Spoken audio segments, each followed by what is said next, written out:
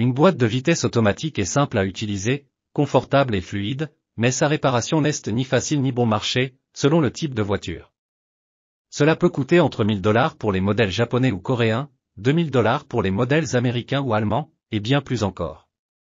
Ce qui perturbe certaines des mauvaises actions de certaines personnes qui le font peut accélérer sa destruction, car l'engrenage peut rester bloqué sur un chiffre et augmenter le régime avant d'atteindre le chiffre suivant. Les vitesses peuvent glisser ou s'échapper entre les vitesses ou lorsque j'augmente le régime du moteur.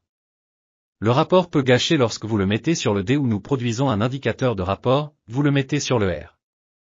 La voiture bouge très lentement ou elle bouge complètement, ce sont toutes des indications que vous avez un rapport qui est sur le point de tomber en panne complètement. Aujourd'hui, j'attire votre attention sur les 8 choses les plus importantes qui affectent Lifeline et la qualité de son travail. Bien sûr, le mot que l'on entend toujours est entretien périodique, qu'est ce que cela signifie.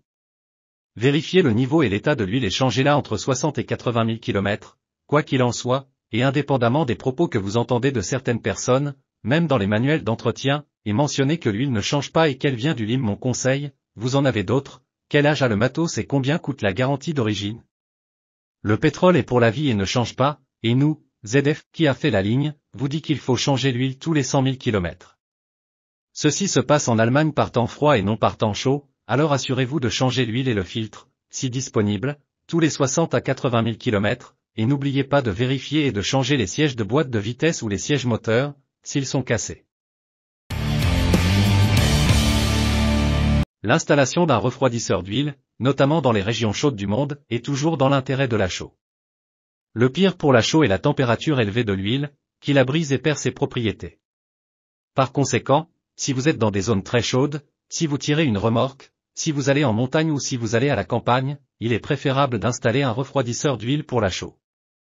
Ceux qui roulent devant la voiture et leurs prix sont raisonnables. Ne changez pas le changement de vitesse de RAD, et vice-versa, avant que la voiture ne s'arrête complètement.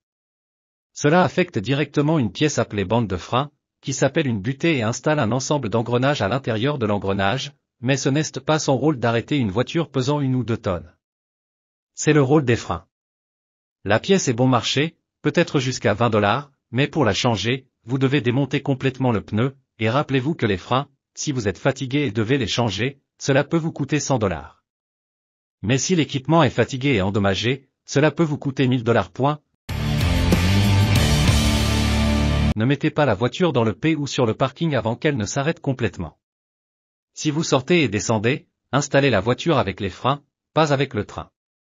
Cela peut casser le verrou ou un petit engrenage, ce qui prouve que l'engrenage bougera lorsque vous le mettrez en stationnement. C'est un équipement petit et solide, mais il ne peut pas supporter le poids de la voiture et ses vitesses. Le P devient comme si je disais dans la note de fin que les bandes de fer cassées sont du calcaire et que plus tard, cela le désactive inévitablement complètement. Ne passez pas de DAN sur le panneau, il n'y a aucun avantage, et l'engrenage ne se détériore pas et ne surchauffe pas. Disons que les voitures normales et celles qui sont bonnes et n'ont aucun problème, il n'y a aucune différence entre les laisser dans le D ou les mettre dans le N.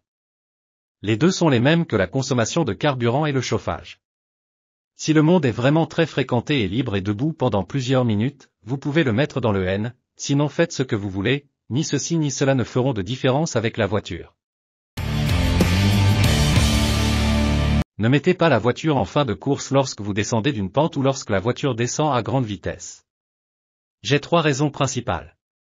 La première est que la voiture n'économise pas de carburant, mais plutôt plus de carburant, et c'est dans le D. Vous constaterez qu'elle dépense plus de carburant que si vous la laissez dans le D, et en général, les économies sont simples dans les deux cas. La deuxième chose, c'est quand vous mettez le matériel à la fin, le régime moteur est réduit à 8 cents à 900 TR/minute. Cela fait que la pompe à huile et la pompe à eau tournent moins. Si vous le laissez dans le D, la lubrification et le refroidissement du moteur seront meilleurs dans le D avec des régimes moteurs plus élevés. La troisième chose, si la première et la seconde ne vous ont pas convaincu, alors votre sécurité, si Dieu le veut, vous convaincra si vous mettez la voiture en position N et que vous heurtez pour une raison ou une autre, pour éviter une situation dangereuse devant vous et obtenir suffisamment d'essence pour vous en éloigner. Cela facilite, mais vous ne pourrez pas accélérer, donc le laisser en D est de plus en plus sûr dans de nombreux pays européens et en Amérique, par exemple, c'est une infraction au code de la route qui est punissable dans plus de 13 États, à moins que vous ne soyez sur une piste de course et que votre voiture soit une voiture de sport et que je sois équipé pour cela.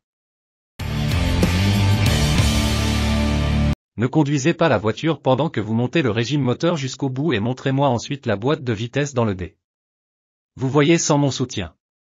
Puis-je vivre avec toi une fois, 2 fois?